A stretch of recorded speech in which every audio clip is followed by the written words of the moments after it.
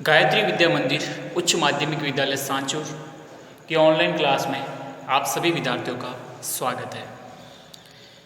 प्रिय विद्यार्थियों, नमस्कार।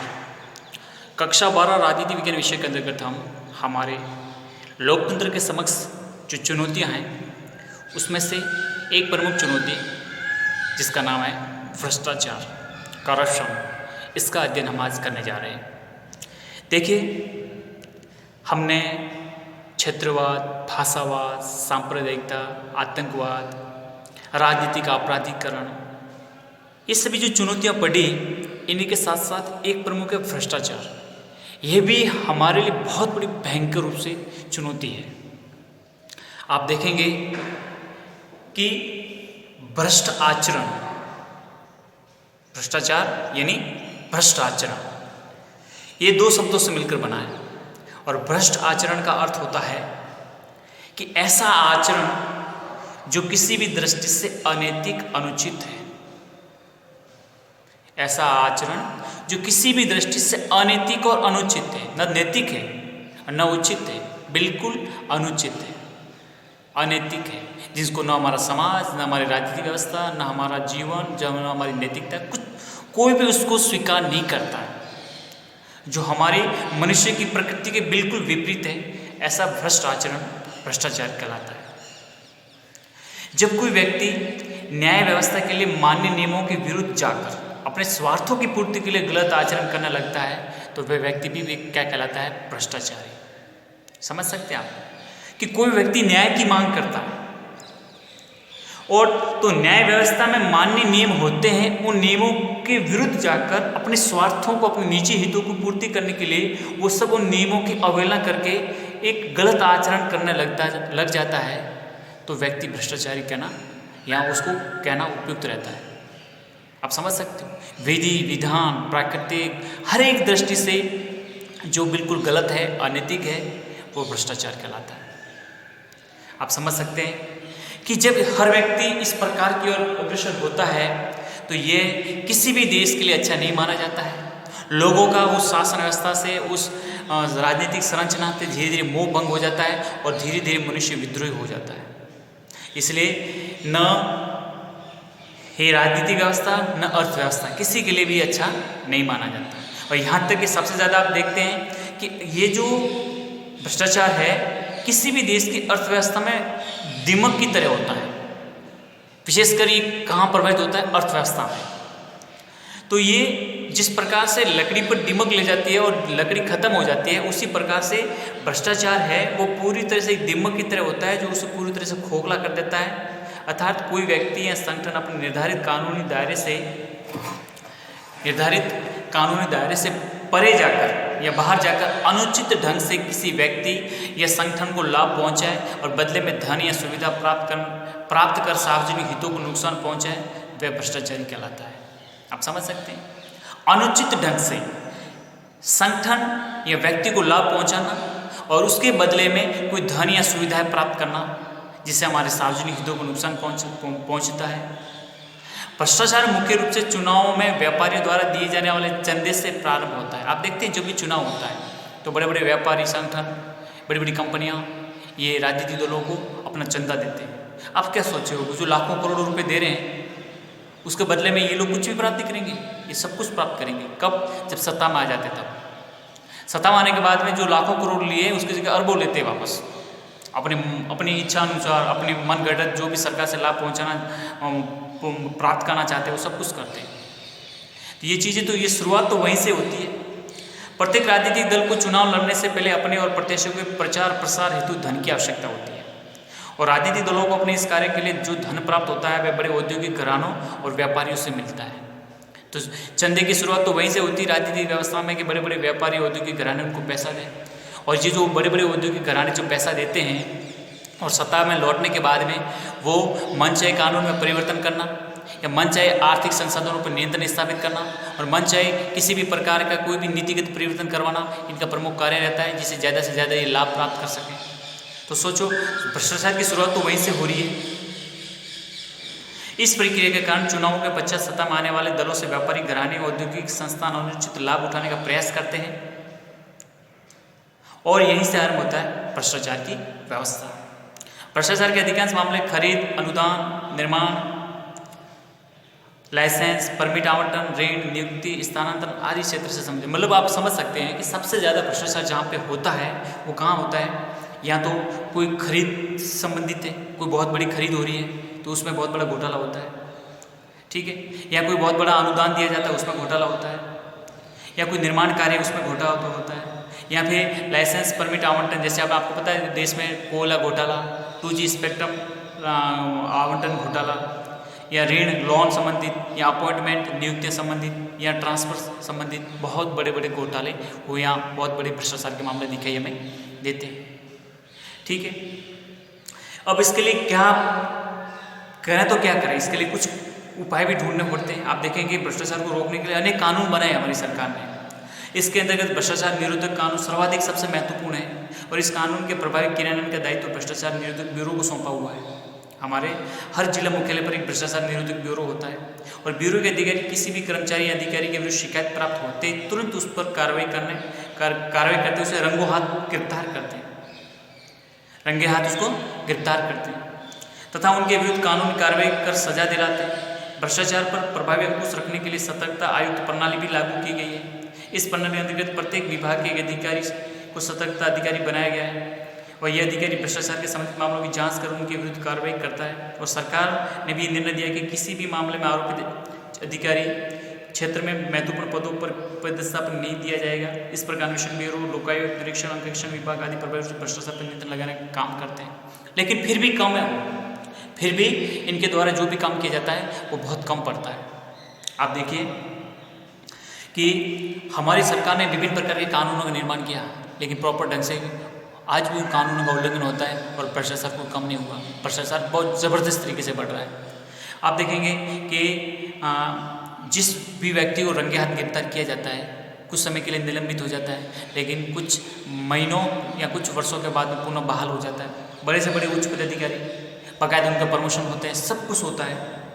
तो फिर क्या, बहुत भ्रष्टाचार के माध्यम से अपने अथाह संपत्ति बना लेते हैं, वो संपत्ति भी वापस उनको धीरे धीरे मिल जाती है। तो देखें लोकायुक्त की स्थापना हो गई है, हमारे यहाँ ऑडिट होती है, लेकिन सब कुछ इतना प्रॉपर ढंग से नहीं होता है जितने होना चाहिए थे। तो इसलिए आज भी भ्रष्टाचार पर बहुत बड़ी लगाम नहीं लग पा रही है। अभी जब इतना भ्रष्टाचार बढ़ेगा तो उसके परिणाम क्या होंगे आप देखिए। भ्रष्टाचार के जो दुष्परिणाम अगर उस पर नज़र डालें तो ये अत्यंत भयावह और डरावने होते हैं।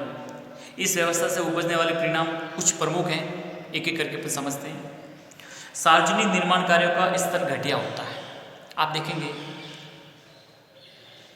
हमारे यहाँ पर जितने भी सार्वजनिक निर्माण होता है, सड़क का निर्माण है या भवनों का निर्माण है, सरकारी जो भी आप देखेंगे बनाए नहीं, इससे पहले ही जिनकी जो अवधि होती है 5 साल 10 साल की, लेकिन 1 साल के अंदर ही सड़क उखड़ जाती है, भवन में ऊपर से या तो पानी आना शुरू हो जाता है या फिर दीवारें कमज़ोर हो जाती हैं या फिर उसमें भी कई प्रकार की समस्या आनी शुरू हो जाती है। मतलब वो ये सोचते हैं कि बस भवन खड़ा रहना चाहिए, गिरे तो बेहतर है, कह देंगे प्राकृतिक आपदा आई वो आई, इस प्रकार से। तो हमारे यहाँ पर देखेंगे कि हमारे जितने भी बड़े बड़े जो सरकारी एजेंसियाँ हैं जिनके माध्यम से सार्वजनिक कार्य होता है और जिस प्रकार से ये जो ठेकेदारी व्यवस्था के अंतर्गत जिस प्रकार से सरकार काम करवाती है, इतना कमज़ोर और घटिया स्तर का होता है कि उनकी जो गुणवत्ता होती है बिल्कुल ध्यान नहीं दिया जाता।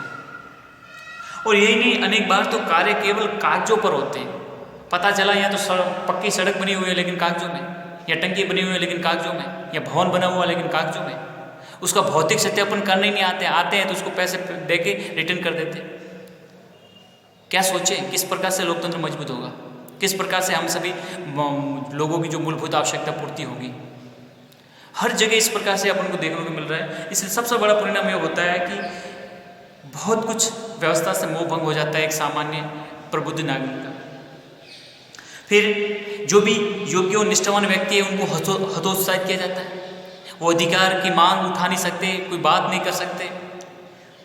इसलिए इस प्रकार के भ्रष्टाचार के द्वारा योग्य और निष्ठावान व्यक्तियों को दरकिनार करके उनको समुचित अवसर नहीं प्रदान किए जाते और गरीब व्यक्तियों के जीवन जीने के प्राकृतिक अधिकार पर प्रतिकूल असर पड़ता है। अब इसमें जो साधन संपन्न है, शक्ति संपन्न है, वो सब कुछ प्राप्त कर लेगा। जो गरीब है, अनाथ है, असहाय है, वो तो बेचारा आज भी उसी मामलों में अपनी परेशानियों में उलझा हुआ है। जो प्राकृतिक अधिकार है उसके तहत भी उसको कुछ प्राप्त नहीं प्राप्त हो रहा है।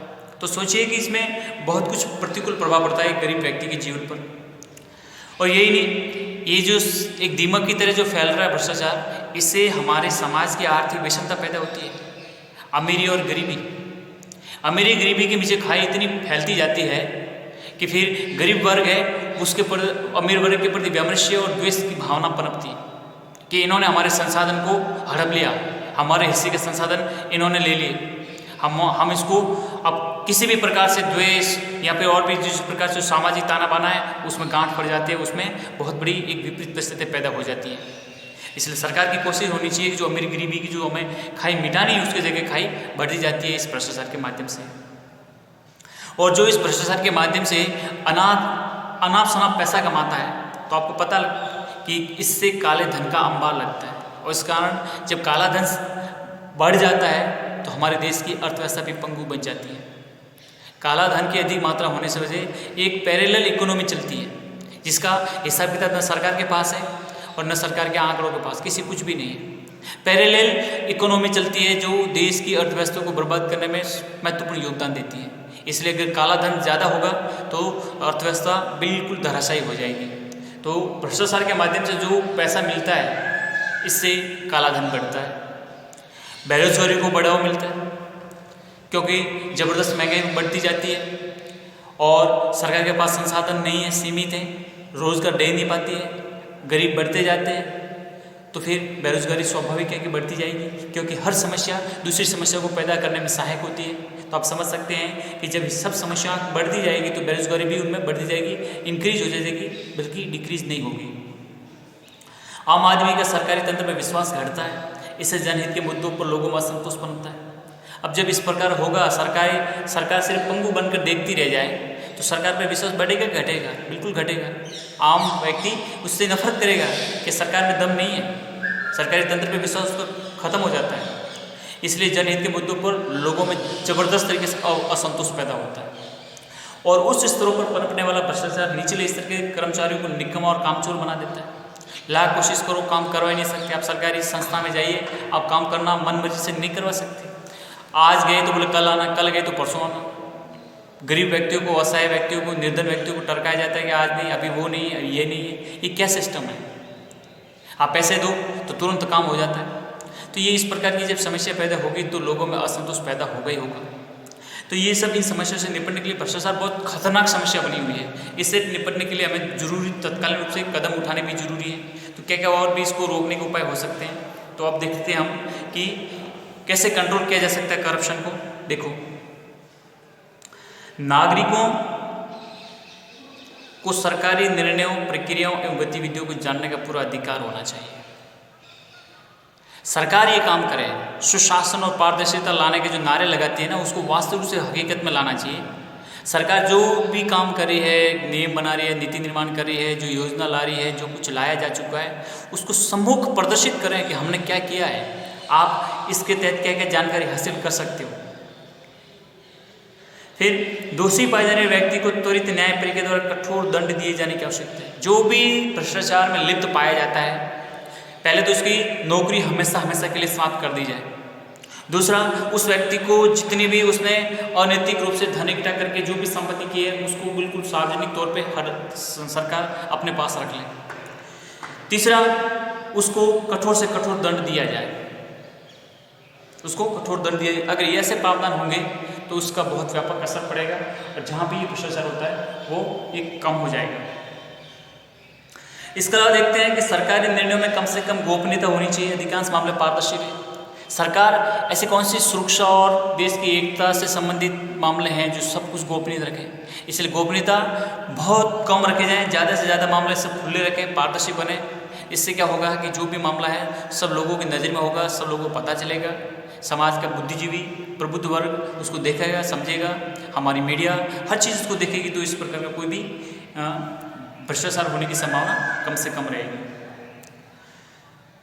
नेक्स्ट ये सुझाव दिया जाता है कि भ्रष्ट लोक सेवकों की गलत तरीकों से अर्जित की गई संपत्ति कानूनी प्रक्रिया से जब्त कर लेनी चाहिए।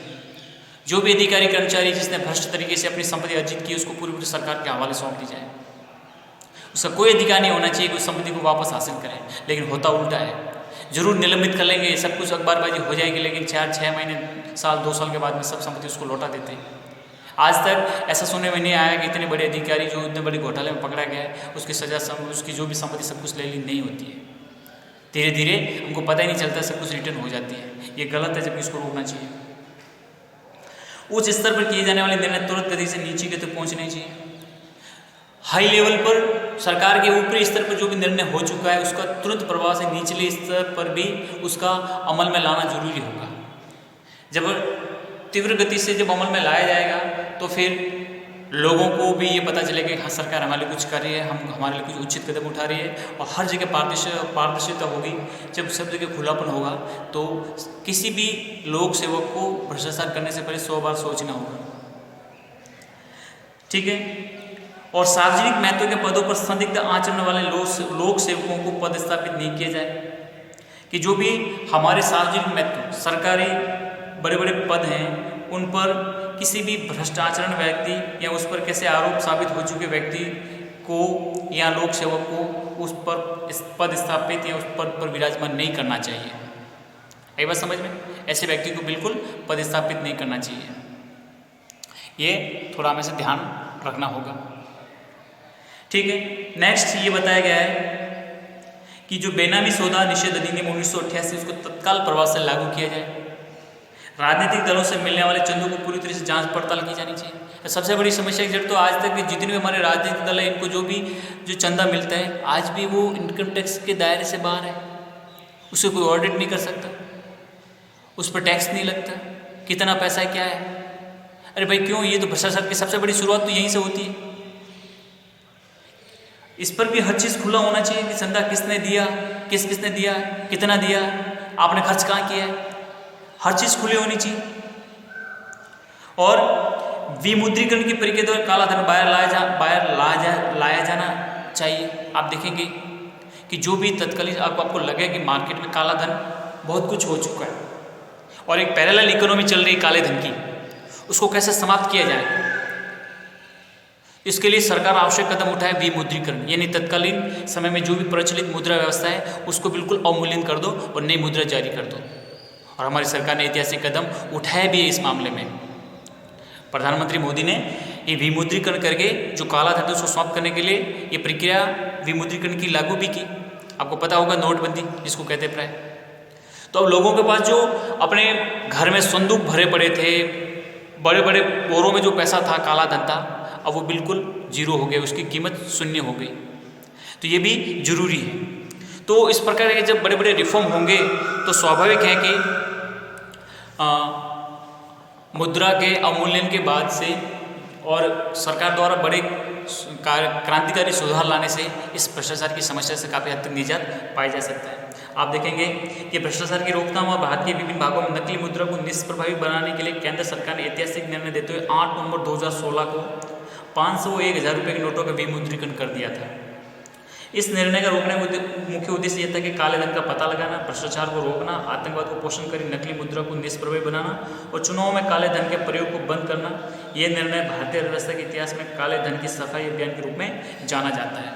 ये सरकार का बहुत बड़ा ऐतिहासिक कदम था और काफ़ी कुछ इससे सहूलियत मिली और काले धन के निजात पाने में बहुत बड़े महत्वपूर्ण योगदान के रूप में ये रहा।